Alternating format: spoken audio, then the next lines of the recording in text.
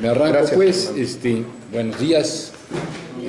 Estamos cerrando un ciclo largo y cerrando un ciclo corto, el ciclo de los 2 primeros días de esta semana del coloquio.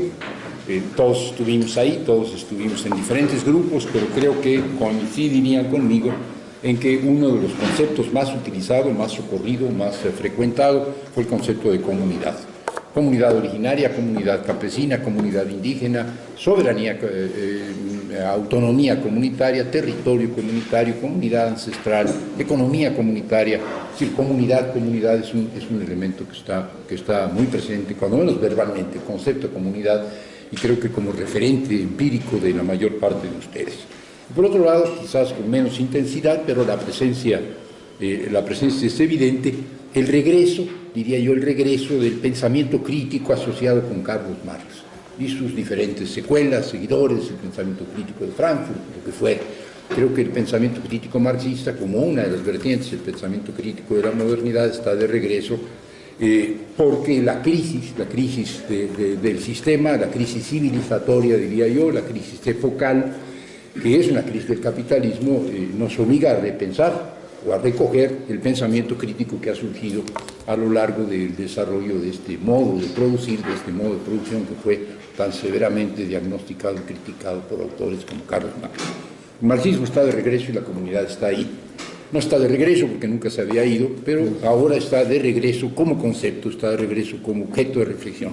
Estamos identificando la presencia de la comunidad, estamos recogiendo otra vez los aportes directos, indirectos, de cierto pensamiento crítico, muchos de ellos asociados con Carlos Marx.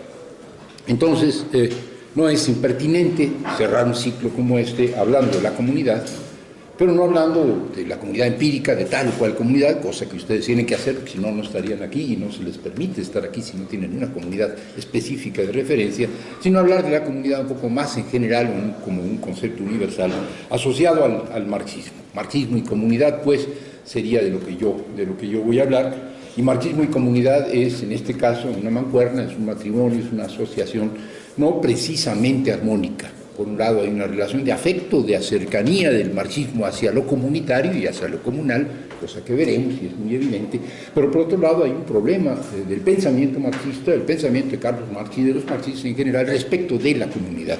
Hay por lo tanto una relación ambigua.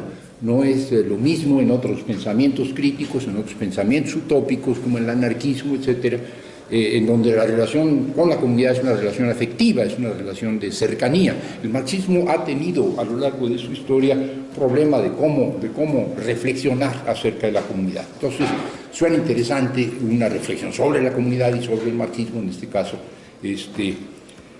a partir del hecho de que su relación no es armónica. Y bueno, yo tomo como punto de referencia, digo, si uno tiene que leer un libro de 800 páginas, pues hay que aprovecharlo, ¿no? Que dé puntos de Leslie, es lo menos que se puede hacer, no puede uno darse el lujo. Es un libro que publicaron en Bolivia muy recientemente, lo publicó la vicepresidencia de Bolivia, es un libro que está cercano a la evolución intelectual del vicepresidente, de Álvaro García Linera. Es una materia sobre la cual él ha reflexionado, la comunidad, y como marxista, que es una visión marxista o un intento de desarrollar una visión marxista de la comunidad.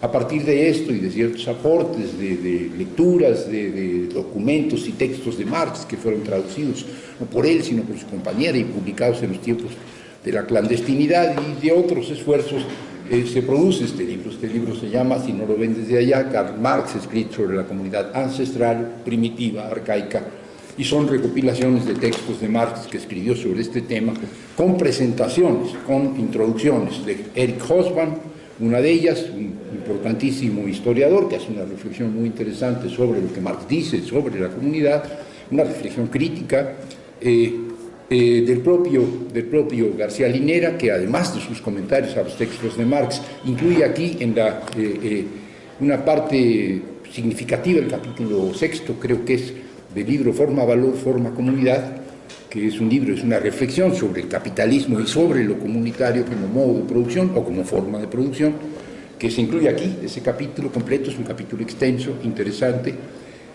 algo de Riazanov y algo de Krader, que son dos marxistas que introducen partes de los documentos. Entonces, pues no es simplemente notas de Marx o escritos de Marx sobre la comunidad, sino reflexiones sobre el pensamiento que a su vez Marx tiene sobre la comunidad. Y aquí dice comunidad ancestral, ciertamente, pero hay una parte, no la mayor, una parte muy pequeña de la que yo voy a hablar al final y que me parece clave, que son reflexiones de Marx no sobre la comunidad ancestral, sino la comunidad que era contemporánea de él. No es cómo fueron en los antiguos tiempos las comunidades, sino cómo son hoy, en el hoy presente de Marx, del Marx viejo, o sea, los años 80 del siglo XIX, las comunidades realmente existentes y en este caso las comunidades rusas. O sea, hay un diálogo entre Marx y la comunidad, no entre Marx y la comunidad ancestral, que lo hay, pero entonces a través de los antropólogos y de los historiadores, sino de Marx con la comunidad presente, con la comunidad rusa, con el Mir, que lo interpela, que le pregunta qué podemos hacer nosotros las comunidades según tu pensamiento, si es que queremos pedirte permiso. Más o menos por ahí va, y va al final, para que se mantengan despiertos y sepan qué le contestó Marx a la comunidad cuando le preguntó si le daba permiso o no de hacer la salud revolución. Entonces, voy a hacer esta reflexión en torno a tres temas que están directamente asociados con la comunidad o que dialogan con el concepto que tengamos de comunidad. La historia, el concepto de la historia, ¿qué es la historia? ¿Qué sentido tiene la historia? ¿Cómo vemos la historia? Historia y comunidad, por razones evidentes, en la mayor parte de los pensamientos progresistas y en el marxismo muy particularmente, y en otros, estoy hablando del siglo XIX, principios del XX, en donde la idea sobre la comunidad arcaica era todavía bastante borrosa, la comunidad está en el origen, ¿no? Seguramente también nosotros admitiríamos que algún tipo de comunidad, quizás no tan idealizada como la veían antes, está en el origen, ¿no? Al principio fuimos comunidad, la comunidad está de algún modo en el destino, ¿no? Algún día volveremos a ser comunidad. Si quieren ver en esto una visión medio cristiana, véanla, porque en efecto por ahí va, ¿no? La comunidad es una suerte del paraíso del que fuimos expulsados, del jardín del Edén, en donde era armonía con la naturaleza y entre nosotros mismos, pero cometimos el error de la propiedad privada y entonces se empezó a desarrollar la alienación, pero llegará el día con el capitalismo maduro en que esto terminará, estallará ese sistema insostenible y regresaremos a la comunidad, a la gran comunidad, a la verdadera comunidad, la comunidad comunista. Entonces, comunidad al principio, comunidad al final, y en medio de una triste historia de propiedad privada y de alienación, pues es un concepto de la historia. Entonces, la comunidad de algún modo ilumina la idea que tenemos acerca de la historia, o la idea que tienen los pensadores críticos acerca de la historia. Y Marx, bueno, está en esta tesitura, estamos hablando de la visión que tenían de la comunidad arcaica a mediados y segunda mitad del siglo XIX. Marx, y no solo Marx, hay dos visiones de la historia. Una es la visión de la historia como un proceso lineal, progresivo, gradual y unidireccional, la flecha de la historia, que va de menos a más, que va de simple a complejo, que va de inferior a superior, progreso. Ver la historia como progreso. Sucesión de modos de producción. Modo de producción primitivo, modo de producción antiguo, modo de producción esclavista, modo de producción despótico tributario quizá, modo de producción feudal, modo de producción capitalista y finalmente la gran expectativa, el socialismo y el comunismo como un modo de producción liberado de la contradicción antagónica propiedad privada. Sucesión de modos de producción como escalones, ¿no? Vamos transitando de etapa a etapa, de lo inferior a lo superior. Es una visión, digamos, que ve la historia humana como una suerte de prolongación de la historia natural también, ¿no? De lo simple a lo complejo, de los organismos simples a los organismos complejos. Y nosotros como un organismo superior que también a su vez tiene su propia historia.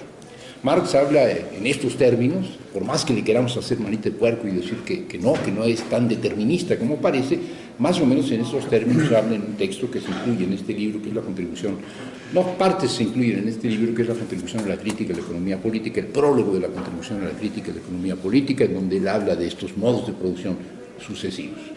Hay diferentes lecturas, algunos dicen, no es una reconstrucción historiográfica, no nos está diciendo Marx, es la sucesión fáctica de los modos de producción, porque no es así, sabemos que no es así. Lo que él está diciendo es que en términos lógicos encontramos formas inferiores, superiores que podemos concatenar, ¿no? Y entonces, de alguna manera, independientemente de las vías históricas realmente existentes, hay un proceso que va del inferior al superior. Y entonces lo que tendríamos es una visión multilineal de la historia. La historia sigue muchos cursos diferentes, sinuosos, etc.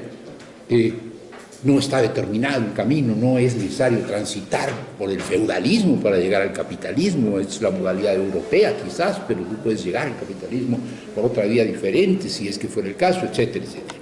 Una visión mucho más compleja y multilineal de la historia. Esto también lo plantea del mismo de Marx, y esto es a lo que se adscriben, a lo que se adhieren, a lo que se adscriben pensadores en este libro, como Hobsbawm, que es un historiador y que no podía pensar de otra manera porque es un historiador, y bueno, García Linera, evidentemente. E incluso García Linera, de manera mucho más crítica, diciendo, bueno, estas visiones unilineales de la historia, pues la ponen muy sencilla. La historia no es unilineal, la historia no es fatal, y por lo tanto la confianza en la fatalidad de la historia es una forma, diríamos, pasiva de enfrentar el destino de la humanidad, que demanda de nosotros una actividad crítica y no simplemente dejarnos llevar por el curso progresivo de la historia. Sin embargo, creo que hay un problema de fondo. Multilineal o unilineal, se sigue teniendo una visión de la historia como un curso fatal, inevitable y racional y progresivo. Como una razón histórica, hay una razón histórica que se puede descubrir, que podemos conocer, comprender. Y esta razón histórica nos explica por qué las cosas son como son, por qué van de dónde van y vienen de dónde vienen. Esto viene de Hegel, no solamente, pero bueno, en el caso del pensamiento crítico de Marx viene directamente de Hegel, no es el primero y no será el último, pero para el pensamiento marxista del mediados del siglo XIX, pues es Hegel. Y es un Hegel revolucionario, es un Hegel muy progresista, es, como todos los pensadores, un Hegel influido, marcado por la Revolución Francesa, ¿no? El final del siglo XVIII es la gran revolución, y esto coloca el pensamiento en la tesitura del cambio, en la tesitura de la visión revolucionaria, evolucionista, ¿no? Todos se vuelven progresistas, no puedes ser conservador cuando tienes enfrente a la Revolución Francesa, a menos que seas aristocratizante, etcétera, cosa que no sucede con los pensadores realmente creativos. Entonces, tenemos en Hegel esta visión de la historia es movimiento, la historia es dinamismo, la historia es transformación, no es circular, es progresiva, y hay una razón histórica que es la que puede descubrir el filósofo, que muestra el porqué. Lo que sucede en la historia no es casual, arbitrario, circunstancial, sino necesario. Descubrir la necesidad en el flujo dialéctico de la historia que se da por negación de la negación, etcétera, etcétera. Esta visión hegeliana de la historia es influyentísima y es obviamente de donde Marx, pero también Spencer, pero también otros van a abrevar. Incluso el positivismo, para los que les interesa la sociología o se formaron en la sociología, Comte, también tiene esta visión progresiva de la historia, de los estadios históricos. Entonces ahí están abrevando todos esos pensamientos. Yo creo que hay que ir más allá de este hegelianismo, porque es una maldición para nuestro pensamiento contemporáneo. Ustedes pueden obviamente discrepar de lo que pienso yo, y es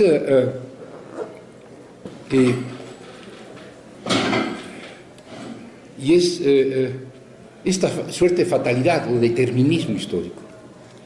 Para Hegel lo real, lo verdadero, lo real, es el movimiento dialéctico, y esto es un aporte del cual respecto del cual yo no tomo distancia. Tenemos una tendencia, dada por buena parte de las ciencias sociales y por ciencias positivas, a pensar en la realidad como algo fijo, algo a lo que llegamos, accedemos y es definitivo o más o menos definitivo. Y le dirá, no hay nada, todo lo que se queda quieto deja de ser verdadero.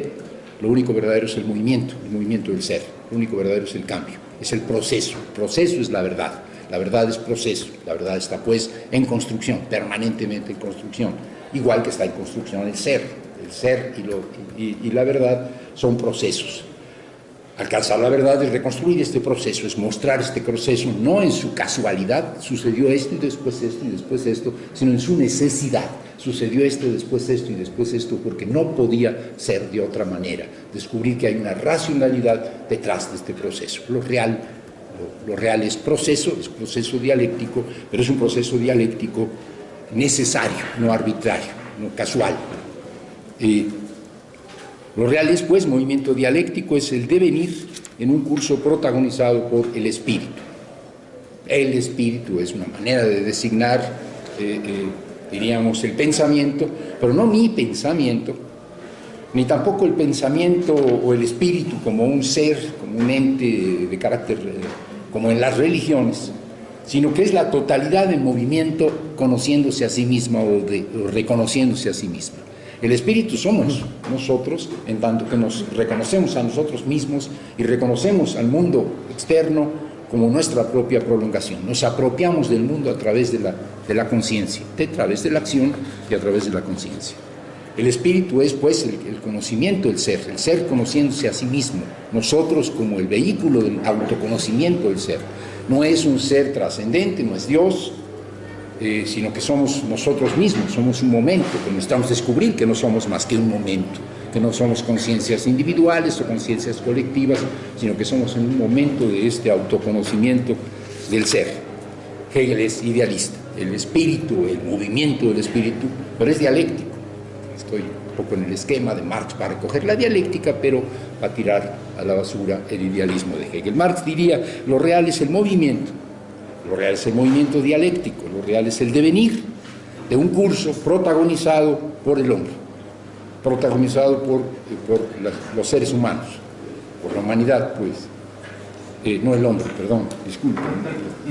Ser humano. ¿Qué diría Vicente Fox? Por el hombre y la mujer, los compañeritos y las compañeritas. Entonces, este curso no está protagonizado por el espíritu. Y el hombre, la mujer, la humanidad, las personas, no son pensamiento, son acción, son práctica, son acción transformadora, son trabajo. El trabajo es el verdadero sujeto, trabajo en el sentido más amplio del término, no lo que vendemos cuando necesitamos vivir de algo. El trabajo en el sentido más creativo del término es el verdadero sujeto de este proceso, de este devenir. Es la transformación a través de la acción, a través de la práctica. Es la industria, dice él, entendiendo por industria no lo que nosotros entendemos como fábrica, sino la capacidad que tiene el hombre, la capacidad de desarrollar sus fuerzas creativas, productivas, sus energías. Si quieren ustedes plantearlo así, sí, su capacidad de dominar a la naturaleza. Esta sería la expresión de la dialéctica, es decir, el hombre apropiándose progresivamente de lo otro a través de la práctica, no a través solo del pensamiento, no a través dominantemente del pensamiento. No sé si se entiende. Estamos en lo mismo, es un proceso dialéctico en curso, es un proceso de construcción, pero es un proceso que en un caso tiene como sujeto la acción, la práctica, la transformación, el trabajo, la industria, y en el otro caso el espíritu, la conciencia, el pensamiento. Y el uno es idealista, el otro es materialista, pero Hegel piensa que lo real es el devenir, es el curso, es el proceso y su culminación. Lo real, lo verdadero es no solo descubrir que todo está en proceso de transformación, que todo está en curso, sino descubrir que el sentido de este curso, que lo lleva de lo inferior a lo superior, tiene un cierre, tiene un cierre. Si este curso es abierto, entonces la verdad nunca accederemos a ella, nunca habrá una recuperación de lo que nos es ajeno, y lo otro seguirá siendo lo otro. Podemos tener más o menos captación, apreciación o dominación de lo otro, pero siempre será lo otro, a menos que haya un punto en el que se cierre este proceso, en que finalmente haya una plena autoconciencia de que nosotros somos el mundo somos nosotros somos la autoconciencia del mundo, y más allá de nosotros y del mundo, que somos la autoconciencia del mundo, no hay más. Hemos cerrado el círculo.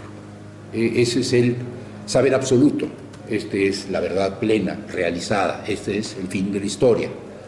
Y este fin de la historia pensaban en el siglo XIX, y no únicamente Hegel, fines del siglo XVIII y XIX, es el momento que estamos viviendo. Con la Revolución Francesa se inicia, pensaba Hegel en ese momento, el joven Hegel, se inicia el fin de la historia, la etapa en donde ya de lo que se trata son de los detalles, ¿no? La humanidad ha llegado al estadio último, solo faltan los detalles, solo falta... ya está la tesis, pues. Trabaja un poco más el capítulo 1, el capítulo 2, pero ya está, tenemos tesis, ¿no? Se cerró la historia, ¿sí? Se entiende. Estamos en un momento culminante, el momento en que finalmente la humanidad descubre, el espíritu a través de nosotros descubre que somos uno con el mundo, ¿no? Hemos llegado a la cúspide. Esto hace que sea una dialéctica cerrada, una dialéctica, diríamos, circular. Marx no es idealista, pero comparte en gran medida esta visión de dialéctica cerrada, como veremos. Para Marx, piensa que lo real es la historia y su culminación. No basta con decir, sí, las formas históricas se van sucediendo las unas a las otras y así fueron en este momento y en este otro. ¿En qué momento de la historia estamos? Igual, estamos en el momento cumbre de la historia. Estamos en el gran momento de la culminación de la historia. Estamos en el capitalismo como sistema global que por primera vez es global y que por primera vez hace de la alienación, de la explotación, de la desigualdad, de la injusticia, una forma absoluta, la absoluta y total alienación. Ya no es un sujeto que aliena a otro sujeto, sino que ya es la totalidad de la humanidad alienada al objeto, no al sujeto, al mercado, a las cosas. No hay alienación más radical que esta. No es el esclavismo, es peor que el esclavismo. Y esta forma superior de alienación coincide con la forma superior de desarrollo de las fuerzas productivas. El momento en que la humanidad está dominando al mundo de las cosas es el momento en que las cosas dominan a la humanidad en mayor medida y en mayor grado. Estamos, pues, en el punto de ruptura. De aquí en adelante solo podemos ir para mejor, tocamos fondo. Sí, se entiende. Y este para mejor es liberarnos finalmente de la alienación de manera radical y absoluta, es decir, construir de nuevo la comunidad como la forma de ser de la humanidad, como la realización del género, el género humano, plenamente. Es también una visión de culminación. Es la inminencia. En el siglo XIX todo el mundo sentía que estábamos en la inminencia. Los románticos pensaban que la inminencia era el caos, que veníamos de un orden más o menos armónico y que nos iba a llevar el tren. La mayor parte pensaba que la inminencia era la inminencia de la realización plena de algo, ¿no? Hoy estamos en la inminencia, pero más bien en la inminencia de la catástrofe, ¿no? Estamos también sintiendo que el mundo se mueve, pero se mueve para mal. En ese momento no, era la inminencia y la esperanza. Ok, pero es también una visión cerrada. Claro, Marx no es tan mecánico. Marx piensa que lo real es la historia y su culminación es el curso alienado que se cierra con la desalienación. Es el tránsito de la comunidad primitiva que se cinde, se enajena, hasta recuperarse en la comunidad utópica. Estamos en la inminencia de la comunidad utópica, porque el capitalismo no tiene otra salida más que la comunidad utópica. Sí, se entiende esta idea. Por lo tanto, el capitalismo es la culminación de la historia, o, en el sentido más de Marx, de la prehistoria. Hemos vivido en la chinga, hemos vivido en la joda, hemos vivido esta historia jodida, contradictoria, enajenada, de opresión, de alienación. El otro es nuestro enemigo, somos el enemigo del otro. Esto está por terminar porque no puede ir más lejos. El capitalismo es la antesala de la liberación. Ok.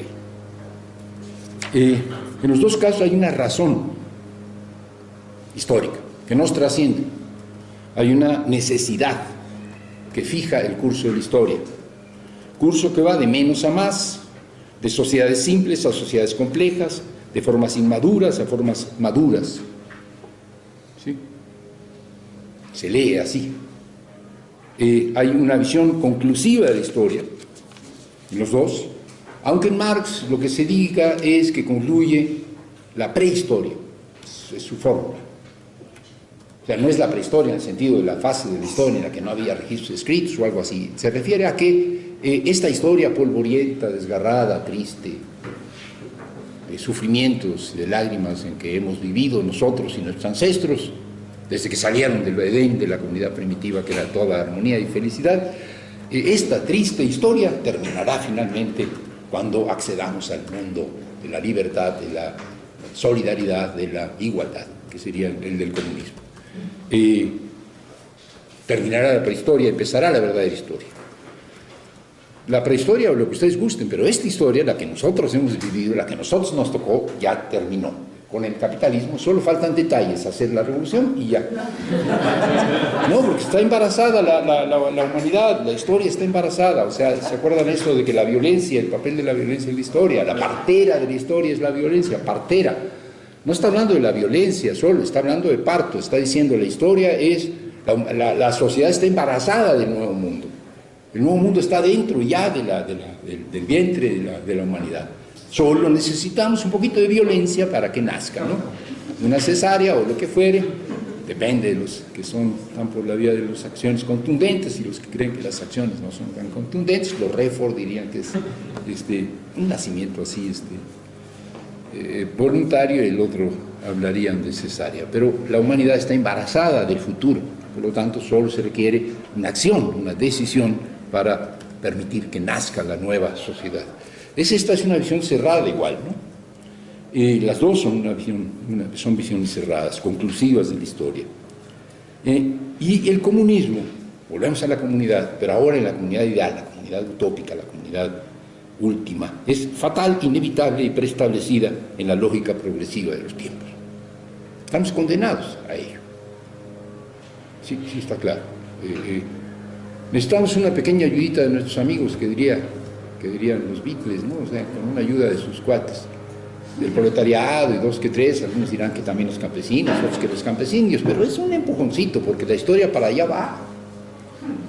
La historia está preñada de utopía en sí. Ayúdale, ¿no? A ver, puja. Ya nace, porque ya está ahí, sí, me explico. Era muy alentador eso, chingada madre. De verdad, ya estamos a punto, ya merito, ahora sí, porque ya está ahí, solo hace falta un poquito de acción para liberarlo. Creo que no tenemos ya esta visión, pero esa es la que tenían en el 19. Una visión determinista, lineal o multilineal, no importa. Si me dicen que son muchos los cursos de la historia, porque todos desembocan en el capitalismo de grado por fuerza. No es que quisiéramos, ¿no? Nosotros no queríamos desembocar en el capitalismo, pero pues desembocamos, porque el capitalismo es un sistema mundo, porque es expansivo, porque es colonial, pues nos llevó al baile, ¿no? Estamos en el baile del capitalismo todos. Entonces la historia puede haber seguido muchas rutas, pudo haber tenido otros caminos, desembocó en el capitalismo por fortuna, chica, porque llegaron afortunadamente a rompernos toda la madre y colonizarnos, porque gracias a ello hemos llegado a la forma superior que nos coloca en la antesala de la liberación, porque si no seguiríamos ahí de comunidades primitivas, ¿no? Que esas no son liberadoras en sí mismas. Visión determinista que deja poco espacio a la imaginación, que deja poco espacio a la creatividad, que deja poco espacio a la inventiva, que deja poco espacio a la libertad. Y estoy utilizando conceptos que no embonan demasiado con esto, con esta visión determinista. Imaginación, creatividad, inventiva, libertad. Libertad sería la conciencia de la necesidad. Cuando tú descubres que de verdad estamos en la inminencia de la liberación, eres libre, porque descubriste la razón de la historia. Algunos dirán, eres libre en la medida en que enmiendes la racionalidad histórica, la corrijas, la rectifiques, la cambies de rumbo, inventes. Pero en esta visión no, en esta visión la libertad es comprender la necesidad, comprender el curso lógico de las cosas. Si tú comprendes las causas y prevés los efectos, eres libre entonces. Yo digo que estamos dejando fuera algo, y dejamos fuera la incertidumbre, el riesgo y la angustia. Porque, bueno, la historia trabaja para nosotros. Si uno se pone en plan del género humano, a lo mejor ya no me va a tocar, a mí ya no me va a tocar, ni me va a tocar, ni siquiera me va a tocar la presidencia de López Obrador. Es más, ni siquiera a López Obrador le va a tocar la presidencia de López Obrador. Así como vamos. Pero no es el problema de a mí me va a tocar, a mí no me va a tocar. Tú colócate en la perspectiva de la humanidad y entonces no hay incertidumbre. Vamos bien, vamos de camino, la historia me absolverá, decía Fidel cuando lo metían a la cárcel, ¿no? Puta, qué bueno que la historia te absuelva. Sí me explico. Esta idea de la historia me absolverá, ¿qué es la historia? La historia con mayúscula. Hay algo más allá de los tristes seres humanos que acaban en el bote y que fracasan, ¿no? o en el paredón, también hay otras modalidades. Pero la historia me absolverá. No deja espacio a la incertidumbre. Incertidumbre individual, sí. pero no hay incertidumbre, digamos, metafísica, no hay incertidumbre metafísica, porque no hay, en el fondo, libertad, no hay angustia existencial, porque la historia no es nuestra responsabilidad finalmente, la historia está de algún modo escrita. Hay que enfatizar, en mi punto de vista, la historia no está escrita, la historia la hacemos nosotros, la historia es una hazaña de la libertad. Y la libertad no consiste en captar el sentido de la historia y, órale, dejarse llevar, ¿no? En abono de Marx, estoy planteando una visión de Marx bastante fatalista, determinista, etc. Hay que reconocer, y esto es de verdad bien interesante, que para Marx lo inevitable, lo imperativo, lo fatal, no era el capitalismo como fase previa al socialismo y a la liberación, sino la revolución. El determinismo de Marx es un determinismo de la revolución, no del capitalismo, no del socialismo, aunque él pensaba que el capitalismo es la forma superior de las sociedades enajenadas y por lo tanto el preámbulo de las sociedades libres. Lo que él consideraba inevitable era la revolución, y esta no es una inevitabilidad histórica, no es una inevitabilidad estructural, no es una inevitabilidad de este despliegue de los modos de producción, es una inevitabilidad ética. No podemos pensarnos a nosotros mismos sin la resistencia, sin la revolución. No podemos aceptar no podemos tener una idea del hombre, de la mujer, de los seres humanos, de la humanidad, del sujeto, que no sea rebelde y libertario. ¿Sí me explico? No es admisible, no es posible. Pensar a los seres humanos que no resistan, que no ofrezcan resistencia, que no sean resilientes, y es que ahora no es posible, es éticamente imposible. Una especie animal o vegetal podría decidir que hasta ahí llegó y que a la chingada, ¿no? Que ya es mucho esfuerzo por estar sobreviviendo a la sequía o a los predadores. Nosotros no podemos, estamos condenados a no aceptar, a no ceder. Sí me explico. No ceder. Es que si cedemos estamos muertos, es decir, como seres humanos dejamos de ser seres humanos. No sé si me estoy explicando. Hay una convicción ética, ¿sí? No una lectura de la historia empírica y demás, no una lectura de la sucesión de modos de producción, no un análisis del desarrollo de las fuerzas productivas, sino que hay una lectura ética. Los seres humanos se resisten, se rebelan. Y se rebelan contra el mal, se rebelan contra la opresión, se rebelan contra la ignominia, se rebelan contra la alienación, pero si la alienación, el mal y la ignominia se radicalizan, la rebelión es radical también. Los hombres pueden resistir, frenar, reformar, retocar, sobreponerse, tratar de restablecer ciertos equilibrios, pero llega un momento en que hay que decir, bueno, cabrones, esto se acabó, porque si no, nos acabamos nosotros. Esto nos coloca en una tesitura que podemos llamarla como queramos, pero es revolución. Como la Revolución Francesa, pero la otra, la verdadera, ahora sí, la gran revolución. Esto es inevitable, y en esto yo no objeto a Marx. Es éticamente, hay un determinismo ético, pues, que ustedes. Es imposible pensarnos a nosotros mismos sin rebeldía, es imposible pensarnos a nosotros mismos sin resistencia, es imposible pensarnos a nosotros mismos sin revolución. ¿Y por qué el capitalismo? Bueno, porque el capitalismo es la antesala de la revolución definitiva. ¿Sí? Entonces, bienvenido sea el capitalismo porque nos coloca en la cintura de la verdadera, definitiva, radical evolución.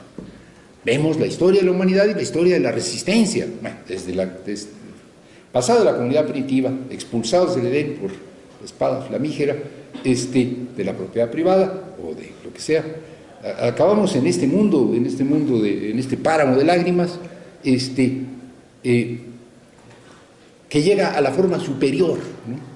Estamos en la antesala. Y por lo tanto, bienvenido sea el capitalismo, porque es la antesala. Hay que sufrir para merecer, y el sufrimiento más radical es el sufrimiento al que nos enfrenta el capitalismo, y ahora somos merecedores de la verdadera liberación. Estoy usando un lenguaje que más bien viene de otras visiones, pero que no es tan ajeno, ¿no? Entonces, repito esto porque de verdad es importante y explicará por qué Marx al final, si es que aguantamos hasta el final, frente a una pregunta de capitalismo o revolución, dice revolución. La pregunta se la hacen los rusos, a eso llegaremos al final, y dicen, bueno, y aquí todavía no tenemos capitalismo, ¿nos tenemos que esperar? No. Entonces, ¿qué es más importante? ¿Llegar al capitalismo para de ahí llegar al socialismo o hacer la revolución? Pues ustedes hagan la revolución si pueden, ¿sí? Porque la revolución es inevitable. El capitalismo, quién sabe.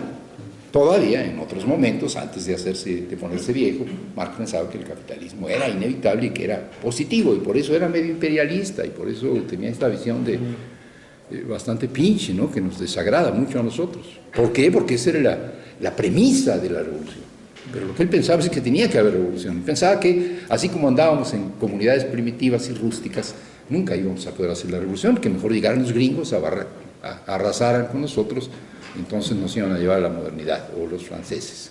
Sí, sí está claro. Ok. Dejemos pues al Marx de la revolución. Gramsci, que era un hombre muy lúcido, decía, ¿por qué la gente combativa, revolucionaria, progresista, los trabajadores, los sindicatos,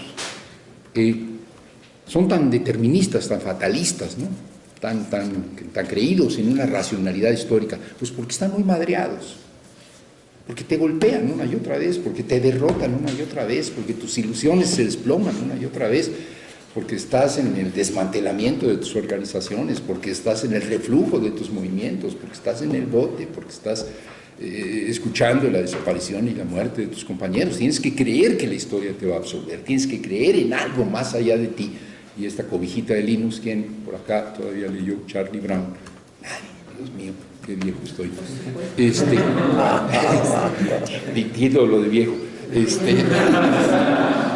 La cobijita de Linus, o sea, eso que agarran los niños y lo chupetean para poderse dormir en paz, ¿no? Si tú no tuvieras la idea de que la historia trabaja a tu favor, estarías mucho más angustiado, y no puedes estar angustiado todo el rato. Entonces, por un rato tienes que pensar que o hay un Dios que finalmente te va a ayudar, o la historia trabaja a tu favor, o algo por el estilo, dice Gramsci. Pero sí, pero ni modo, ¿no? O sea, tenemos que asumir que no, que la historia no trabaja a nuestro favor y que es una hazaña de nosotros mismos. La revolución sería como el opio de los pueblos, de los resistentes, ¿no? O sea, nos damos un pasón y en el pasón, sí, ya va, si yo lo vi clarito, se me apareció el comunismo, o lo que sea. Ok, hasta ahí esta visión de la historia. Hay pues esta idea de la comunidad al principio y la comunidad al final, las comunidades y la comunidad, la gran comunidad, con esta historia intermedia que pareciera ser medio fatal. Yo creo que lo que hay que eliminar es aquí este fatalismo, aunque entremos en la angustia de que entonces si nada está escrito, nuestra escritura es la que crea la historia. Luego, la comunidad. Sí, la comunidad, no voy a hacer una reflexión sobre la comunidad, sería absolutamente imposible, ni etnografía, ni historia, sino una reflexión sobre algo que es lo que en este libro hace García Linera, que es un intento de construir la comunidad como modo de producción, o como forma de producción, como una de las formas de producción, ¿no?, siguiendo a Marx. El libro en el que él trabaja esto, aquí viene solo el capítulo 6, se llama de la forma valor a la forma comunidad, y es, digamos, del modo de producción capitalista a pensar el modo de producción, la comunidad como modo de producción, como forma de producción. Es un intento espléndido y de verdad brillante que yo les recomiendo que lean, pero tiene una limitación y a esto trataré de referirme. Entonces, si la historia empieza con la comunidad arcaica y culmina con la comunidad plena o comunidad utópica, es decir, con el comunismo, es importante discutir la comunidad, pues está en el pasado y está en el futuro. Pero es importante también, pienso yo, y por eso lo hace García Linera, porque la comunidad está en el presente. No es una reflexión de un sueco, sino que es la reflexión de un boliviano. Y es la reflexión de un boliviano que estaba en el trance de tratar de construir un movimiento de rebeldía, una lucha revolucionaria en Bolivia de un tipo tal que recogiera el poder de la comunidad, o el poder de las comunidades. Entonces tenía que reflexionar sobre la comunidad, no porque la comunidad arcaica estaba allá atrás y de ahí venimos todos, ni porque la comunidad superior, la comunidad comunista, está en el futuro y ahí vamos todos, sino porque la comunidad está aquí, en el presente boliviano, y en el presente mexicano, en el presente de todos. La comunidad ahí está, hay que reflexionar entonces sobre la comunidad. ¿Cómo reflexionar sobre ellas? Pueden hacer muchas cosas, se puede hacer historia. Por ejemplo, Wolf hace una historia de la comunidad en Mesoamérica. Su conclusión es, se acabó, o sea, se disgregó, se terminó. Ha sido esta capacidad disolvente que tiene el sistema sobre la comunidad, acabó por acabar con el comunitarismo. Ya no son comunidades cerradas, decía, son comunidades abiertas, pero al abrirse las comunidades se rompe. Es una visión histórica de Wolf. Tú decías ayer que muchos antropólogos se han ido a estudiar ahí en la región en la que tú vives y trabajas, habrán estudiado también a ti, supongo. Debe de ser. Hay que saber lo que es ser objeto de investigación, no nada más investigador. Y lo que está viendo es cómo los campesinos se descampesinizan, ¿no? Esa es como la obsesión. Esa sería una visión, la comunidad se pierde, se diluye. La otra sería hacer una etnografía. Todos los antropólogos han hecho y tendrán que hacer, es una suerte de obligación hacer etnografía de la comunidad, ¿no? Reconstruir a partir de la propia voz de las comunidades lo que estas son. Sociología, una descripción, hay comunidades abiertas, cerradas, comunidades superiores, inferiores, urbanas, semiurbanas, suburbanas, clasificatorias, etc. La sociología hace mucho eso, clasificatorias, tipos. Podría estudiarse la comunidad a lo Weber, ¿no? Como tipo ideal. Podría parecerse lo que hace Linera a la comunidad, el tipo ideal comunidad, no tal o cual comunidad, sino el tipo ideal comunidad. Pero en realidad lo que hace o lo que intenta García Linera, y es brillante y al mismo tiempo es fracasado, y lo que me importa a mí es lo que no puede hacer García Linera y no lo que sí puede, es tratar de construir un modelo dialéctico de la comunidad como modo de producción. Modelo dialéctico es un modelo no construido al modo de los modelos matemáticos o al modo de los modelos sociológicos, sino un modelo construido como lo hace Hegel en la fenomenología del espíritu. No es un modelo de la fenomenología, claro está, pero sí como lo hace Marx en El Capital, que ese sí es un modelo. Tratar de explicar lo que es el capitalismo construyendo un modelo, una representación, o sea, el pensamiento acerca del capital, un concepto de capitalismo, construido dialécticamente. Construir dialécticamente un concepto, y creo que todos construimos dialécticamente los conceptos, más nos vale hacerlo así, es a partir de una primera aproximación conceptual ir llenando de determinaciones crecientes, no de datos, no sumarle datos, no ponerle números, más números, pedacito de una entrevista, etcétera, sino mostrar cómo esto que primero es una articulación simple va haciéndose cada vez más compleja, cada vez más mediada. Esto no es simplemente algo que transita de aquí a aquí, sino que en medio hay 3 o 4 pasos que lo explican, aquí hay varias opciones que se ramifican, y vas finalmente teniendo, como podría ser de un ecosistema, por decirlo así, una visión más completa, y por lo tanto más concreta, ¿sí? Pero esto se hace no por adición, no porque descubres algo nuevo y se lo sumas, no vas agregando cositas, ¿no? Porque esto es el caos, esto hace que sea ruido. Si ustedes están haciendo una tesis, espero que lo hagan dialécticamente, ¿no? Porque si empiezan a sumar cositas, sale un monstruo, sale un Frankenstein, no hay manera de coserlo. La construcción que muestra Marx en El Capital es el desdoblamiento dialéctico de los conceptos. Pasas de conceptos simples a conceptos complejos. Sí está claro. O bueno, no sé si esté claro, pero de eso se trata. Entonces, lo que dice García Linera, vamos a hacer esto con la comunidad. Construyamos el concepto de comunidad a partir de lo más simple y para irlo complejizando hasta entender una comunidad concreta pensada, no tal o cual comunidad, con nombres y apellidos, una comunidad concreta pensada que nos dé la clave de toda comunidad habida o por haber. Sí, está claro. Y lo hace como lo hace Marx en El Capital, y por esto es ejemplar. Parte de lo más simple, en El Capital, parte del proceso de trabajo. ¿Cuál es la actividad? O sea, no puede haber vida humana si no hay una manera de relacionarse con la naturaleza como el medio, como lo que aparentemente está frente a nosotros como algo dado, porque necesitamos satisfacer nuestras necesidades. Lo primero, pues, que hay es un proceso de trabajo, llamando trabajo esta interacción entre el hombre y su medio, que le permite satisfacer sus necesidades. Eso es lo primero. Es muy abstracto. ¿Cómo se presenta el medio? ¿Está repartido en propiedades privadas? No, en la comunidad no. La comunidad, los recursos, decimos ahora, los bienes, el entorno, es de todos, es un mundo abierto, es nuestro propio cuerpo inorgánico, no es propiedad, no está parcelado, no está dividido. Y la capacidad laboral es la que tenemos todos, el grupo, el colectivo, la comunidad. O sea, esta comunidad primitiva hacía tequio, ¿no? Iban juntos a enfrentar la necesidad de mover el cauce del río para evitar que el pueblo o el lugar en el que vivían se llenara de agua. O sea, eso no lo hacían los más primitivos, sino mucho después. Pero sí me estoy explicando. El trabajo, la capacidad de trabajo es común, es compartida, es solidaria, y los bienes, los satisfactores producidos son repartidos de manera equitativa. Esta es la visión ideal, ¿no?, de la comunidad. Este es el proceso de trabajo comunitario. No hay propiedad privada, no hay apropiación privada de los medios de producción, no hay alienación de los unos a los otros, se comparte el trabajo, se comparte el esfuerzo, se comparte el riesgo, se comparten los resultados.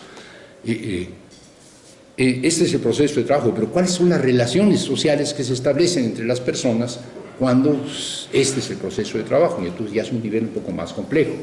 Ya estamos analizando no cómo se relacionan los colectivos con el medio, sino cómo se relacionan internamente, qué relación social se construye. Entonces encontramos relaciones sociales basadas en parentesco, pero equilibradas, simétricas, no inequitativas, etcétera, solidarias. Pero la producción de bienes, la generación de satisfactores, implica la distribución de los mismos. ¿Cuál es la circulación propia de la comunidad? El análisis de cómo producen las empresas capitalistas estaría insuficiente si no vemos cómo estas empresas capitalistas participan de un mercado. ¿Cómo es que circulan los bienes en las comunidades? ¿Cuál es la modalidad? ¿Qué tipo de mercados presentan las comunidades? ¿Por qué estos mercados no son necesariamente el mercado monstruo, el mercado alienante que nos pone al servicio del mercado, sino más bien el trueque del que veníamos hablando, en el lugar donde la compañera vive, trabaja y consume? Sí, la gente que tiene queso puede intercambiarla por la gente que tiene hortalizas, o la gente que tiene hortalizas la puede cambiar por carne, o viceversa. Es esta la modalidad de la circulación propia de la comunidad. Es una circulación, digamos, entre pares y así. Ahí terminaría Marx: proceso de trabajo, proceso de producción, proceso de circulación, proceso global. Marx se queda en el capitalismo porque ese es su tema. García Linera culmina diciendo: bien, pero lo que sucede es que esta comunidad se disuelve. Entonces hay un análisis de cómo esta comunidad es fracturada, de cómo esta comunidad es rota, de cómo esta comunidad se va disolviendo, de cómo los lazos solidarios se transforman en lazos de antagonismo, de cómo los bienes comunes se transforman en bienes apropiados o privatizados, de cómo el mercado pasa de ser el lugar en donde se encuentran los iguales para intercambiar lo que poseen a ser un lugar que los enajena y que los domina. Es el curso completo de García Linera. La comunidad como modo de producción y construido dialécticamente. Y García Linera mete referencias culturales, sobre todo referidas al mundo andino-amazónico, bueno, básicamente al andino. Pero eso no es el sujeto, no es el eje, son simplemente reflexiones. Aquí hay un problema, y es tratar de aproximarse a la comunidad como un modo de producción, o como una forma de producción. Pues es que es una forma de producción, ¿no? Hay trabajo, hay intercambio, hay medios, bienes. No. El problema es que Marx puede construir un modelo del capitalismo como un modo de producción y puede decir: cuando yo terminé el Capital, que nunca lo terminó, pero si yo hubiera terminado el Capital completo, nomás acabó el tomo 1 y nomás había notas, pero si yo termino el proyecto del Capital, yo tengo la clave de lo que es el capitalismo como sociedad, porque el capitalismo es un modo de producción. Sí, pues todos son modos de producción, no. No, el capitalismo es un modo de producción porque el capitalismo es un orden social, el único orden social, en donde la producción e intercambio de los bienes se transforma en el sujeto y no las relaciones entre las personas, en donde las relaciones entre las personas están mediadas por las relaciones entre las cosas en tanto que mercancías, en donde la reproducción de la vida es una forma de producción económica. Sí me estoy explicando. La vida campesina es una manera de producir bienes, son las mercancías que produce. Es decir, el capitalismo es una economía, y esa es su maldición. Es un orden social en donde la esfera económica se ha colocado, bueno, se ha autonomizado, porque no existía antes la esfera económica como tal. Los economistas son una invención del capitalismo y una desgracia, pero que no haya ninguno. Ya ven que luego engordan y toman las decisiones, sobre todo los mexicanos.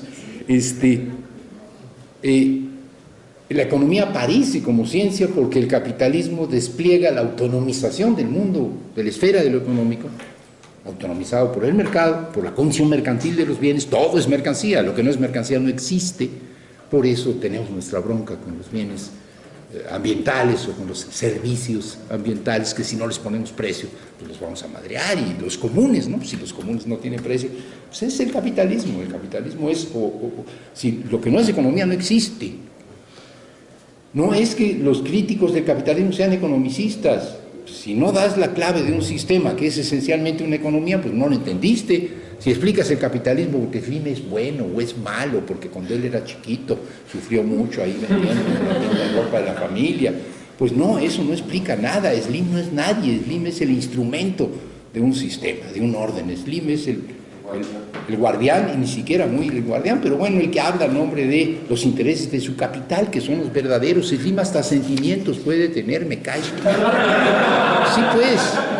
Ese no es el problema es que tienes que explicar lo que mueve a Slim. O sea, lo que mueve a Slim son cosas que se mueven solas, y estas son el mercado y las mercancías. Y esto tenía que hacerlo Marx, si es que el capitalismo era lo que es, y lo hace. Y hacerle eso a la pobre comunidad son chingaderas, porque la comunidad no es una economía. Claro que la comunidad tiene una economía, y el feudalismo es una economía, y el esclavismo es una economía. O sea, hay producción y hay intercambio. Y podemos aislar la dimensión productiva y de intercambio, verla como tal y, órale, ver cómo es que se produce y cómo es que se intercambia, y si hay excedente, quién se queda con el excedente, y vemos el feudalismo como una economía. Pero no es una economía, o algunos dirán es una economía moral, que es una manera de decir que no es una economía, porque la economía, por definición, la economía de verdad, con mayúsculas, no es moral ni inmoral, ni es amoral. La economía es un proceso automático, ¿sí? Entonces, aproximarse a una forma de vida, a un modo de vida, a un ethos, si quieren, como quieran llamar, como es el comunal o la comunidad, como si fuera una economía, es empobrecerla, es unilateral. No quiere decir que no sirva para nada, porque no vuelven a invitar a Bolivia. No, sí, es importantísimo, es muy chingón. Pero dejó fuera algo que son dimensiones fundamentales de la comunidad. Sí estoy explicando. La comunidad es un modo de vida, no es un modo de producción e intercambio. Hay producción y hay intercambio, sí, pero en términos de un modo de vida. Sí está más o menos claro. Necesitamos echar cuentas, claro que sí. Vamos, pasemos de la comunidad a la economía campesina, si es que a alguien le interesa o le apasiona más, la unidad doméstica, ¿no? Bueno, tú puedes echar cuentas de la economía campesina. ¿Quién? Tú estabas echando cuentas, y ¿quién era? Tú le estabas diciendo que cómo había que hacer, pero tú le estabas explicando que cómo había que hacer las cuentas, y estaba muy bien lo que yo escuché, pero esto es, esta radiografía o fotografía empobrece los grupos de mujeres cuyas cuentas tú estabas, porque es una parte que tienen que hacer, porque dentro del sistema hay que hacerlo, si no aprendes el costo-beneficio, valiste madres, pero que no es lo que determina, no puede ser explicado por tus equilibrios económicos. aunque los equilibrios económicos sean necesarios. Sí, estoy explicando, los que sean medios antropólogos, sociólogos, y que sobre todo se metieron a estudiar eso porque no se les daban las matemáticas y por lo tanto no entienden ni madres de economía, estos van a estar de acuerdo con que la comunidad es otra cosa y que no hay que saber de economía para entenderla. El hecho es que es otra cosa y todos estaríamos de acuerdo con esto. La clave de la comunidad está en otro sitio, no está en la economía. La comunidad no es un modo de producción esencialmente. El capitalismo es esencialmente un modo de producción, por eso es inhumano. Las otras sociedades pueden ser injustas y cabronas, el esclavismo no tiene nada de justo, el feudalismo no tiene nada de justo, los despotismos tributarios tampoco, y nuestros imperios incaicos y mexicas o aztecas y mayas y demás, pues tampoco tenían nada de justo, eran sistemas despóticos, eran tributarios, pero eran sociedades con relaciones entre sujetos sociales. Unos cabrones que dominaban a los otros, pues sí, pero no era un mundo económico, no era esta abstracción de la economía dominando sobre los concretos que somos los seres humanos. ¿Sí se entiende? Entonces, cuidado pues con acercarse a las formas de vida distintas del capitalismo como si estas fueran modos de producción y nada más, porque entonces los empobreces. Y no es cosa de que le agregues un poquito de cultura y del imaginario y de los rituales y un poquito de antropología. No es eso, es que ahí está la clave, la verdadera clave está ahí. Pero entonces hay que desmitificar las fuerzas productivas. No puedes explicar una comunidad por si es de cazadores, pescadores y recolectores. Pues estas son sus formas productivas, así se agencian los pescados y así se agencian las frutas y así se agencian y por lo tanto esto los determina. No, los determina una relación con la naturaleza, no solamente la relación con la naturaleza que se comen o que dejan de comerse, esto es una relación costo-beneficio. ¿Sí? ¿Cuál es el esfuerzo que tienes que hacer para conseguir el pinche conejo que tienes que corretear? ¿Cuántos juntos necesitan ir para cazar el elefante? Entonces, ¿qué tipo de relación social va a haber cuando vayan un chingo? Porque si no el elefante se les escapa, lo pican y no lo pueden matar, sí, y luego cómo se lo reparten, y el elefante hay que avisar, se mató el elefante, pasen a comprar carne de elefante porque no tenemos refrigerador. Está bien, pero eso deja fuera lo esencial, eso deja fuera la forma de vida. Una forma de vida que está condicionada, sin duda, por las tecnologías, por la forma de producir, por la forma de intercambiar, pero condicionada, no determinada. A algunos les puede parecer muy difícil admitir eso, porque somos realistas y creemos que el modo de producir, etcétera, etcétera. Pero esa es la fetichización del capitalismo. O sea, estamos metidos en un pensamiento occidental que absolutiza lo económico y que nos hace pensar que todo en la vida es economía y lo demás es superestructura. En el viejo marxismo, no es superestructura que se construye a partir, sino que no hay una infraestructura económica determinante, sino una esfera económica que podemos aislar, y cualquiera que haya trabajado en comunidades realmente existentes, o sea, todos ustedes, saben perfectamente que no lo puedes aislar lo económico de lo moral, de lo político, de lo religioso, que hay una continuidad en la vida, ¿no? En la vida comunitaria, que el ritual religioso es fundamental dentro de las prácticas económicas, dentro de las prácticas productivas, que las prácticas productivas tienen su propia lógica, aunque a su vez estas estén expresadas en términos de valor de cambio.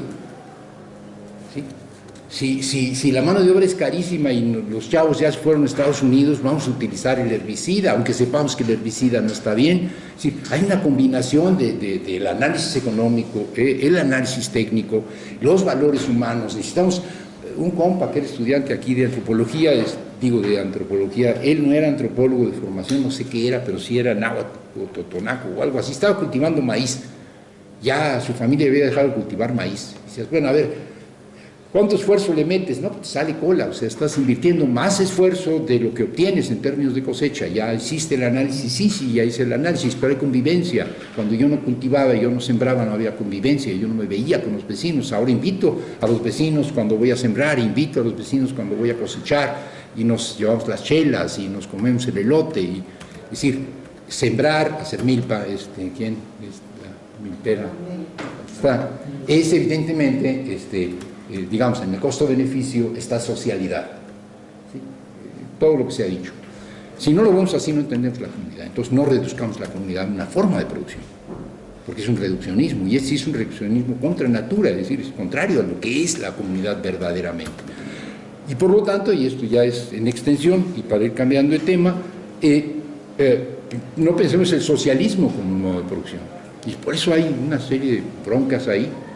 Hacemos una descripción de lo que es el modo socialista de producción, una economía planificada, donde no hay propiedad privada sobre los medios de producción, donde a cada quien según su capacidad, ¿cómo es? Y de cada quien, no, a cada quien según de cada quien según su capacidad y a cada quien según su necesidad y todo esto. Estamos tratando de descubrir la lógica económica de la utopía, pero la utopía es, entre otras cosas, un lugar donde la lógica económica valga madres,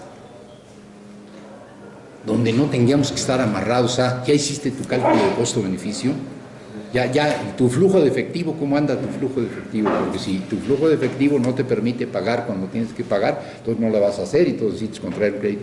Esto es lo que no queremos, no podemos construir una utopía sobre la base de un modo de producción, que si producimos de esta manera vamos a producir no solo bienes y satisfactores, sino vamos a producir libertad, felicidad y armonía. Los modos de producción no producen libertad, los modos de producción no producen armonía, los modos de producción no producen felicidad, producen otra cosa si acaso. ¿Sí? La utopía, si seguimos teniendo esperanza, es un modo de vida, no un modo de producción. Aunque no puede ser un modo de producción como este, porque en este modo de producción no hay vida. ¿Ok? Sabemos que este modo de producción no funciona, pero lo que no funciona es las sociedades construidas sobre la base de modos de producción. Necesitamos reconstruir la socialidad como el verdadero sujeto, el modo de vida y no el modo de producir como lo que domina. Y habrá producción, claro que habrá producción. Sí me explico, y esto te lleva a otro planteamiento. El socialismo es abundancia, porque vamos a producir mucho y entonces vamos a ser solidarios. Y entonces si producimos poco no somos solidarios. O sea, el desarrollo de las fuerzas productivas es la medida de nuestra solidaridad. ¿Sí se entiende lo que estoy diciendo? Si no hay para todos, entonces somos egoístas. Si hay mucho, entonces somos solidarios. Si los dos tenemos la mano hacia la misma manzana, nos vamos a matar. Pero si hay dos manzanas, entonces somos solidarios. Sí, no, compañero, tú primero. No, tú la de la derecha, no, tú la de la izquierda.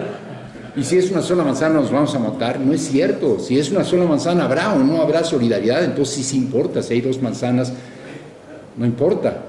O sea, la escasez se construye en las relaciones solidarias, no en la abundancia. No podemos decir que el socialismo es la abundancia y por lo tanto es la solidaridad. Veamos a los que viven en la abundancia y son los más egoístas. La abundancia genera egoísmo, no solidaridad. La escasez genera solidaridad. También genera pleitos y broncas, claro.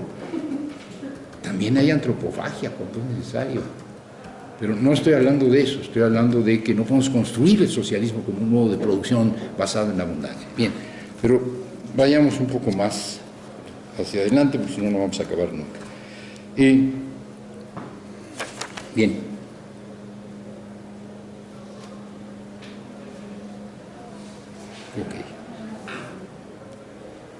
Sí, insisto, el gran engaño del capitalismo es hacernos creer que lo que importa es la economía, que lo decisivo es la economía, y que si queremos liberarnos necesitamos otra economía. Necesitamos otra economía, pero necesitamos abolir la dictadura de la economía. Y por ende necesitamos abolir la dictadura de los economistas, porque también es la expresión, y la disciplina económica, que es la disciplina dura entre las disciplinas sociales, ¿no? Aunque ahora están compitiendo por ahí otras disciplinas que tratan de decirnos lo que sí o lo que no, sobre la base de ponerle numeritos, no nada más los economistas. Pero esa es otra bronca con los ecólogos. Entienden la ecología como ciencia dura, a secas, ¿no? Ok. La revolución, y ya para ir terminando. ¿Por qué reflexionar sobre la revolución y la comunidad? ¿O por qué la idea que tengamos de la comunidad y la idea que tengamos de la revolución son inseparables? Pues porque, entre otras cosas, cuando menos en lo que fue el siglo XX y lo que va del siglo XXI, todas las revoluciones realmente existentes, entendiendo por revoluciones los cambios políticos impulsados desde abajo por los pueblos, por las masas, por las clases, por los movimientos sociales, han sido de base comunitaria. Desde la Revolución Mexicana, en 17, digo, en el 10, 20, más o menos, la Revolución Rusa en sus diferentes momentos, el 5, el 11, el 17, La Revolución China, gran Revolución China, en un mundo, un mar de comunidades campesinas. La revolución, aunque no fue una revolución en ese sentido político clásico de la India, ¿no? La rebelión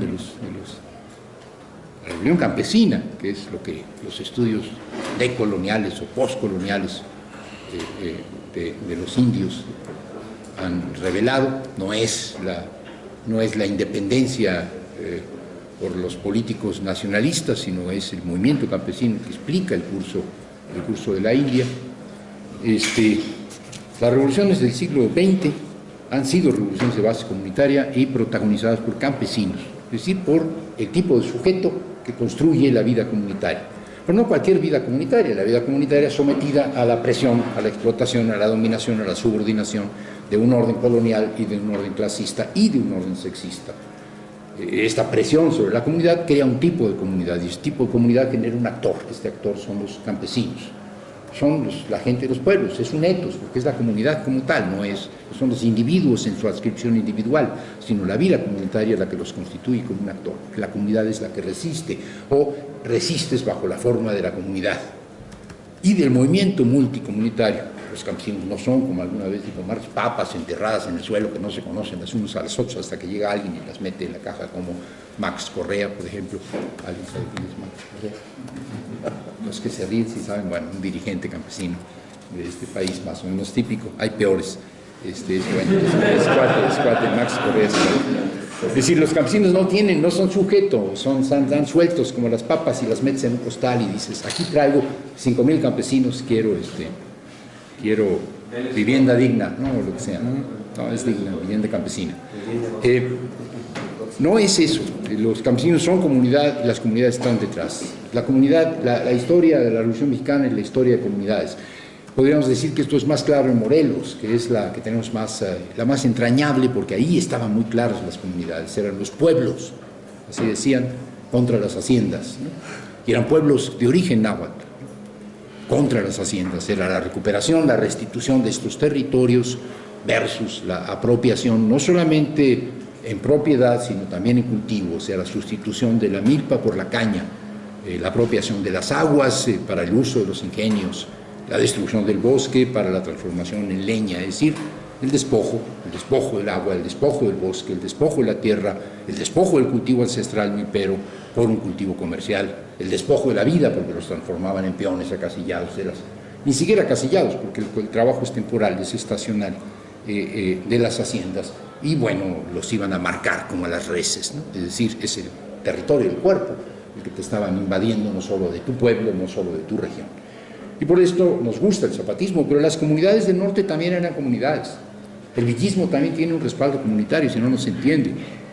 No son los rancheros individualistas y la fregada, son mucho más individualistas, claro, porque es otro tipo de comunidad. Pero la comunidad de Chihuahua, por ejemplo, es una comunidad que se construye muy solidariamente en contra de los indios. La comunidad de Morelos son los indios resistiendo a los blancos. Pero las comunidades de Chihuahua son los blancos resistiendo a los indios, porque los apaches van por ti, ¿no? Entonces son comunidades que resistieron, porque son colonizadores, que resistieron, que vencieron a los apaches, que se quedaron finalmente con sus ranchos, con muchos esfuerzos y armados, y sabían cómo se defendía, porque si no se defendían no existían, y que luego llegaron los hacendados y los madrearon a ellos, y entonces ellos se volvieron apaches. O sea, indios. Sí, te vuelves indio, ¿no? No es un problema genético, no cuántos años llevas aquí. No, yo luché por estas tierras y ahora vienen sobre mí. ¿Contra quién luchaste? Contra los pinches indios que venían. Ah, bueno. O sea, los bárbaros del norte son los blancos que resistieron a los indios y que se volvieron indios ellos mismos frente a los terratenientes. Sí, me estoy explicando. Pero son comunidades y no lo entiendes sin esta lógica de comunidad. Entonces, la Revolución Mexicana le hicieron las comunidades. La Revolución Rusa le hicieron las comunidades. El MIR, las comunidades campesinas. El Mujik, el protagonista de la gran literatura rusa de Tolstoy, todos ellos, el Mujik. No los proletarios, que eran una chingada minoría, no el partido bolchevique que encabezó a los soviets obreros. La mayor parte de los soviets de base, los comités, pues, eran campesinos o eran de soldados. ¿Y quiénes creen que eran los soldados en Rusia? Los campesinos. siempre han sido carne de cañón. Entonces, la mayor parte de los soviets eran de campesinos soldados o de campesinos campesinos, y luego había soviets de obreros. Y bueno, los obreros viven en ciudades y son pilas, ¿no? Pero los campesinos y el hacha del Mujica eran la fuerza que tumbó a los zares, ¿sí? Sí me estoy explicando. Entonces, tenemos una revolución comunitaria y no digamos la revolución china.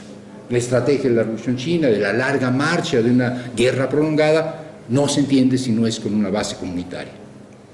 ¿Con qué chingados haces una larga marcha en las ciudades con obreros que trabajan en una fábrica, ¿no? En cambio, sí puedes hacer un trabajo de cerco y aniquilamiento cuando tienes comunidades detrás. Sí está más o menos claro. Y hasta los obreros tienen comunidades.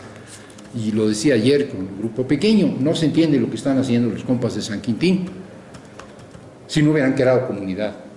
Cuando San Quintín eran galeras, no sé si entienden el concepto, galeras, galleras, lugar donde viven todos juntos, y la entrada por salida, porque llegaba nada más a la cosecha y luego te mandaba mucho la fregada otra vez, eras golondrina, pues. No tenían capacidad de resistencia, o casi no tenían capacidad de resistencia, eran huelgas locas, ¿no? No te trabajo si no me das comida caliente. Ahora pudieron organizar un paro importantísimo. ¿Por qué? Porque crearon comunidad, porque recrearon comunidad, porque las etnias están agrupadas y los que no son de la misma etnia también. Bueno, entonces la comunidad está detrás de las revoluciones, por lo tanto no podemos pensar la revolución sin la comunidad, ni la comunidad sin la revolución, si es que estamos en verdad en el siglo XX. México, Rusia, pero también las revoluciones de liberación nacional, Argelia, toda África, la India, etc.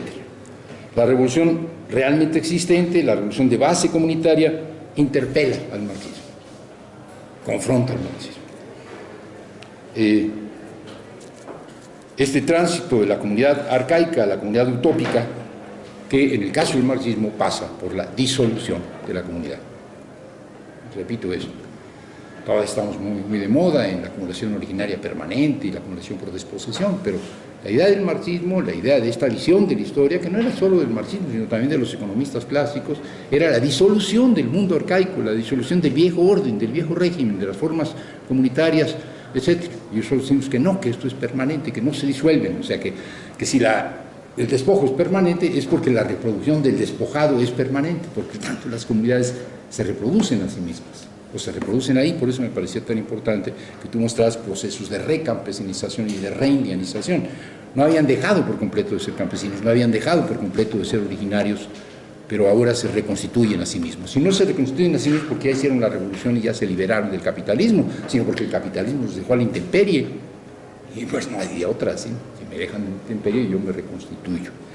Y bien, déjenme que les lea algo porque de verdad es conmovedor. Una señora rusa, no, seguramente no era señora, conforme pasa el tiempo pensamos que todos ya eran viejos cuando eran jóvenes, pero no, era seguramente una joven revolucionaria rusa, se llamaba Vera Zasulich. No era un intelectual, había Carlos Marx se carteaba con los intelectuales rusos y con todos los intelectuales progresistas, conocía a Herzen, conocía. Esta es una joven rusa revolucionaria que le escribe a Marx una cartita muy prudente diciendo: yo sé que está usted muy ocupado, yo sé que usted pues tiene dirige muchas tesis y nunca le alcanza el tiempo, pero si no fuera mucha molestia, ¿me podría usted contestar esta cartita? La carta, que es muy breve, dice, entre otras cosas: en los últimos tiempos, esto está escrito en 1880 y tantos, en los últimos tiempos solemos oír que la comuna rural es una forma arcaica, que la historia, el socialismo científico, en una palabra, todo cuanto hay de indiscutible, condenan a desaparecer. Esto es lo que se escucha, que la comunidad es una forma arcaica, que el socialismo científico y todo cuanto hay de indiscutible condenan a desaparecer. Las gentes que predican esto se llaman discípulos por excelencia de usted, se llaman marxistas. Aquí en Rusia los marxistas dicen que usted dice que la comunidad debe desaparecer.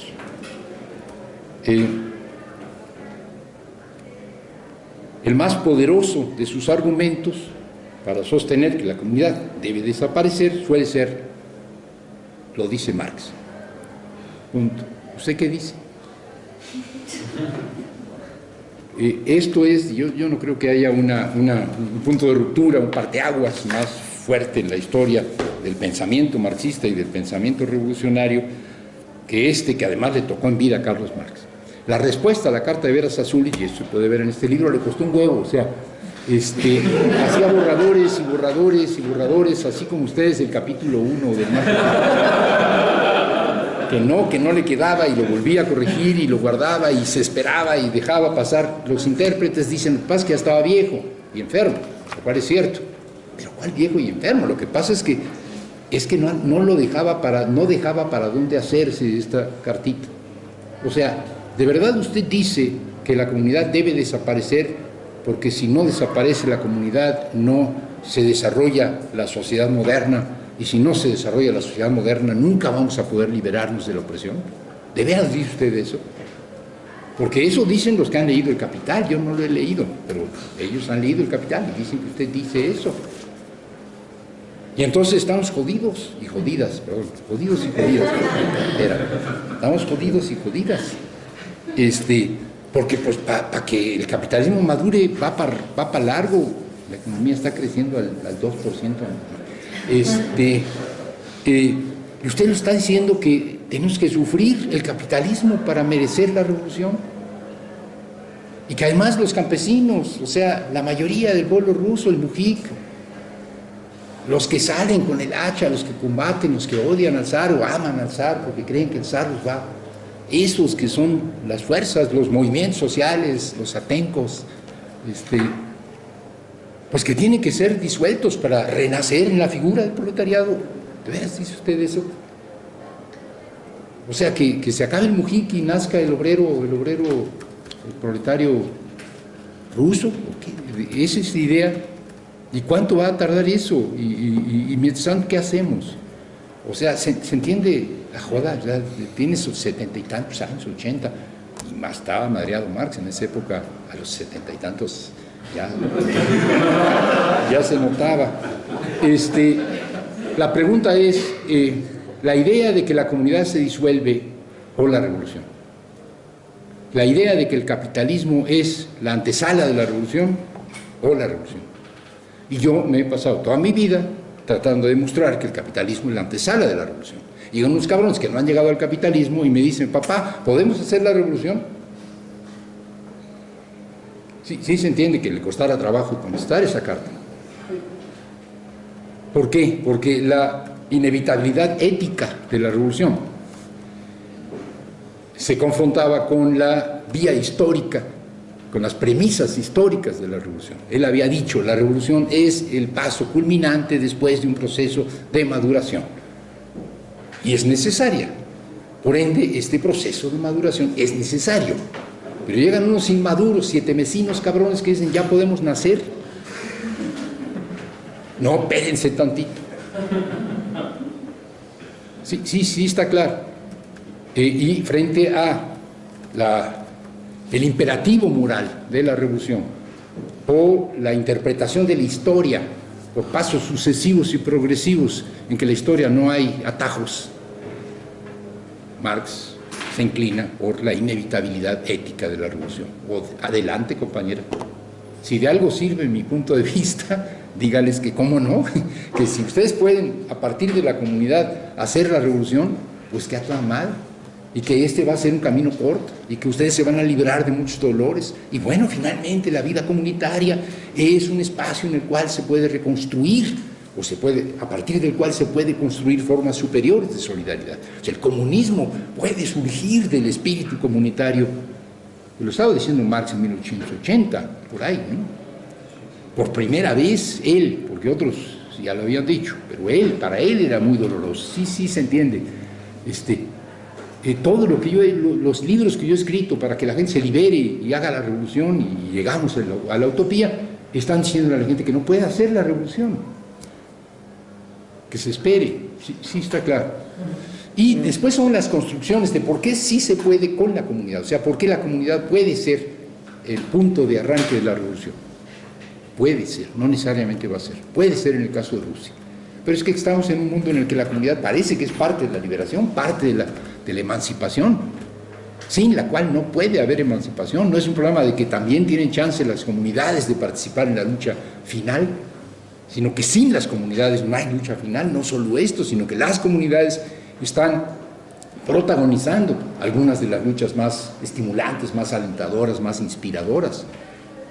O sea, la decisión era terrible para él. Digo, para la historia no es tan grave, sino el marxismo habría quedado mucho más jodido de lo que quedó frente a la emergencia de un mundo de comunidades. Y Marx, bueno, finalmente, cuando menos en esa parte, dice, no, sí, adelante, con la comunidad. Y si son los campesinos de la comunidad los que pueden ser la fuerza de la revolución, pues adelante. Marx se murió, no vio la revolución de octubre. Hobsbawm, que reflexiona sobre estos textos de Marx, dice, Marx se volvió narodniki, pero fue un error circunstancial. Narodniki eran los que iban al pueblo, o sea, como ustedes que iban a hacer su tesis ahí, sacándole la sopa a los, como usted, algunos son de ahí, pero se vuelven esquizofrénicos y se van y regresan, yo también.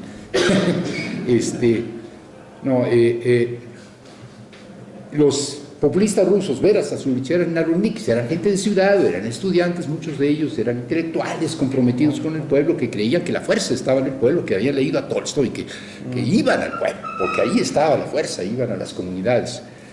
Y entonces dice Hobsbawm, Marx se volvió populista, no dice populista en el sentido actual del término, pero en el viejo sentido del término, o narodniki, pero la historia comprobó que era una veleidad, que esa carta a Vera Sassulich, pues era una tontería de Marx, que ya estaba viejito.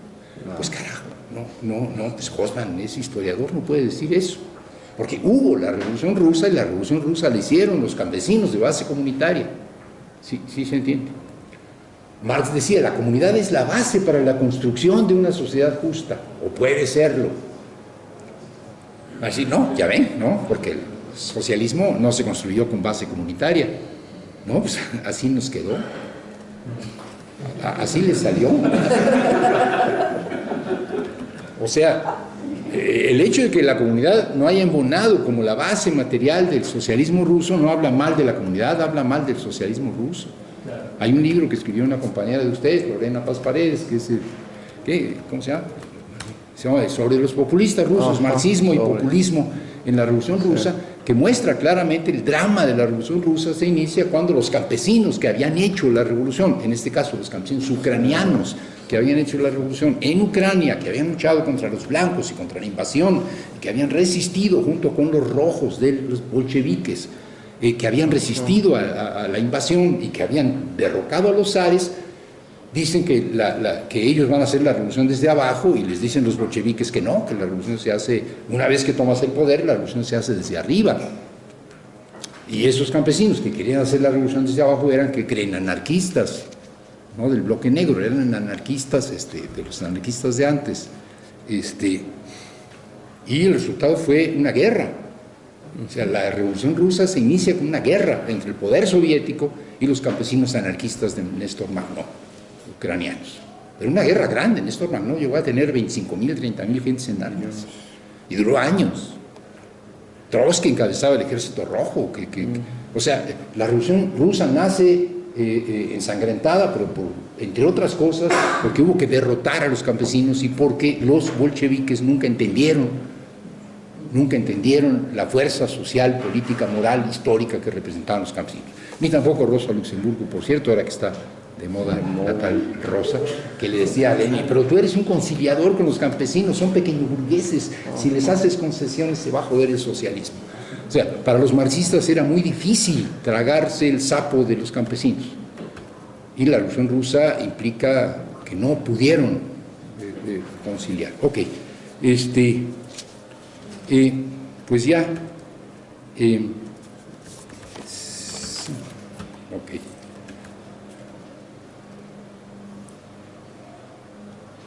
Sí, yo diría entonces que quizá las comunidades no están en el origen, porque hoy sabemos, la etnografía no es Morgan. De Morgan toma Marx esta visión, no se la inventa. Y Morgan la construye como se construía, o sea, tienes la idea de que habemos unos civilizados y otros más o menos incivilizados, pero que ahí están. Y esos incivilizados representan el pasado. Entonces, estudias a los incivilizados del presente que representan el pasado y te imaginas que así es el pasado. Así trabaja Morley, ¿no? Bueno, también con datos que no son históricos, pero trabaja básicamente así, ¿no? Tú ve a una comunidad primitiva, o sea, aléjate de las ciudades y vas a encontrar salvajes, esos salvajes te van a indicar cómo era el mundo antes de que hubiera civilizados como nosotros. Pero Morley ama a los incivilizados, entonces, Morgan, perdón, y también Morley, pero de otros, y construye una imagen idealizada que se compra mal. Yo no creo en esa imagen idealizada, yo no creo que las comunidades, la comunidad originaria sea el paraíso perdido, ni mucho menos, no es así. El desgarramiento, la contradicción están presentes, qué sé yo, Levi-Strauss, y quieren para buscarse un antropólogo, un etnólogo mucho más reciente, te va a decir, no, es uno de los grandes mitos de la antropología, es la comunidad originaria como una comunidad sin contradicciones, sin antagonismos, sin conflictos, no hay tal. No hay pues paraíso comunitario originario, y tampoco creo yo en un comunismo como un modo de producción comunitario, etcétera, etcétera.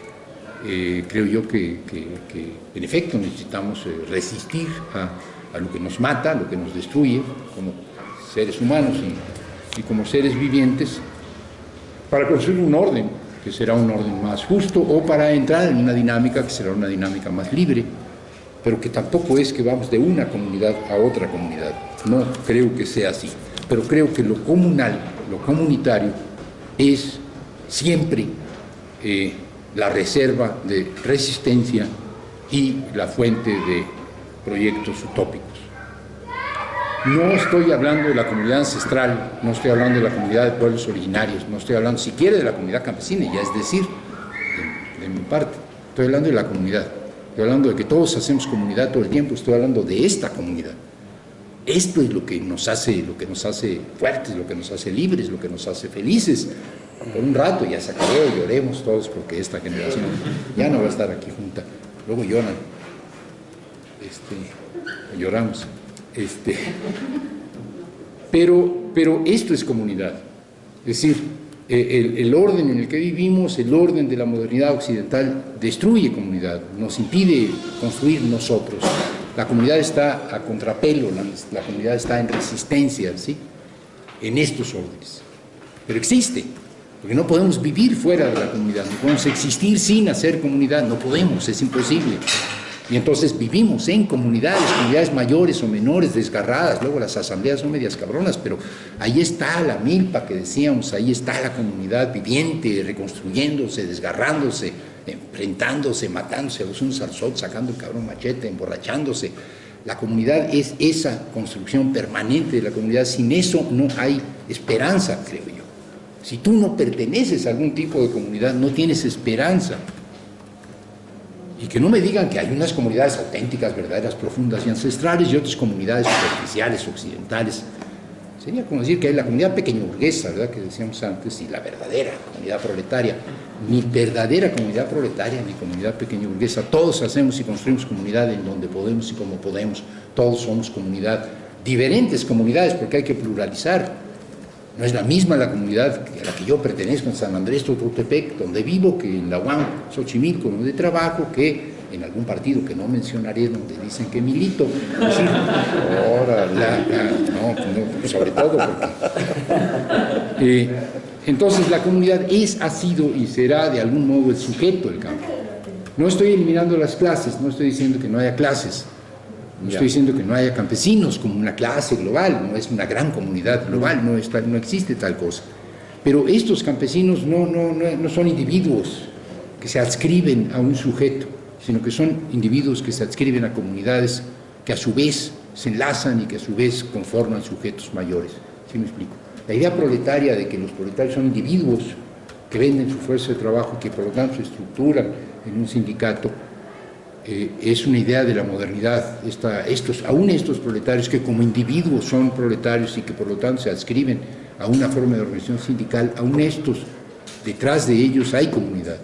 Las luchas obreras, por ejemplo, de los años 60, 70 en países desarrollados, Italia, pasaban por reconocer lo que se llamaba en ese momento poder obrero. Pongo el ejemplo nada más para que sigan pensando en términos un poco proletariistas, si es que alguien está en este posgrado, será porque lo rechazaron en nosotros, pero el desarrollo rural no va con eso.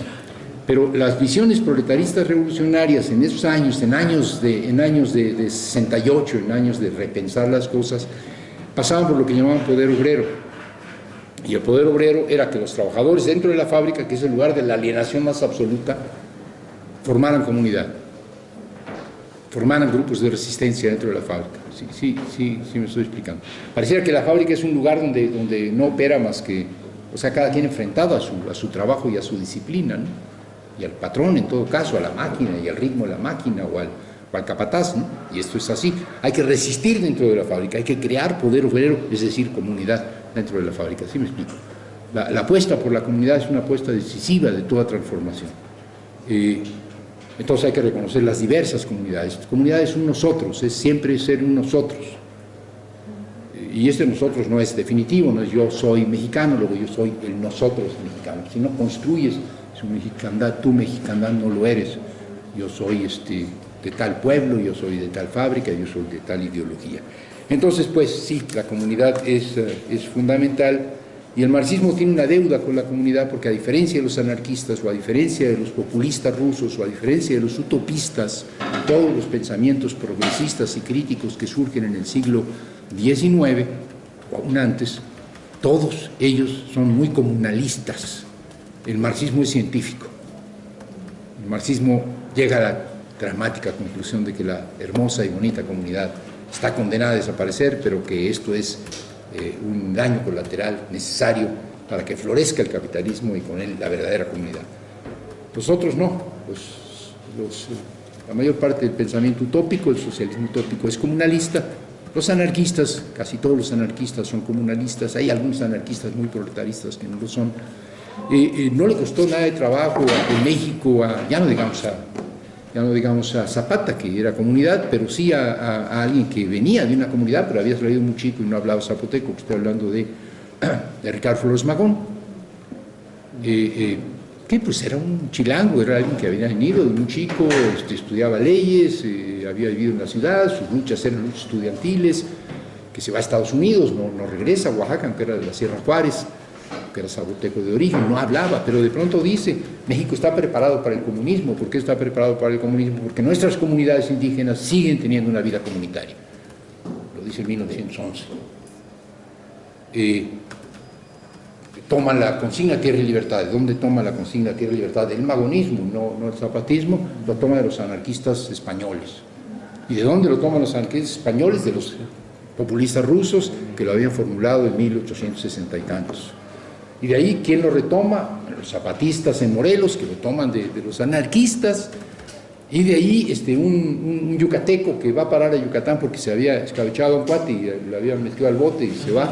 O sea, en realidad porque era una lucha política, era un combatiente libertario que se llamaba Felipe Carrillo Puerto, pero de hecho lo habían metido a la cárcel y tuvo que salir por piernas.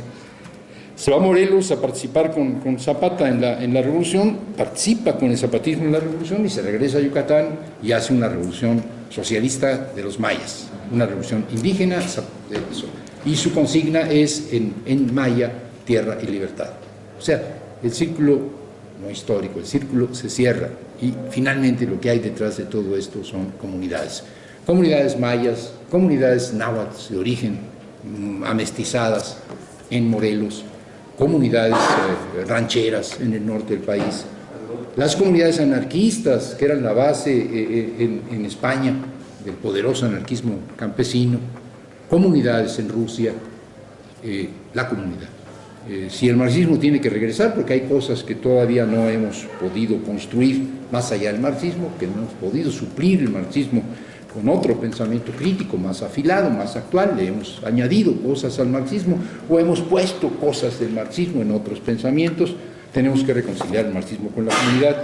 Este libro es un intento de hacerlo y es un intento, supongo yo, también de García Linera de reconciliar su marxismo con la comunidad, tratando de descubrir, hasta donde se puede, que Marx era comunalista.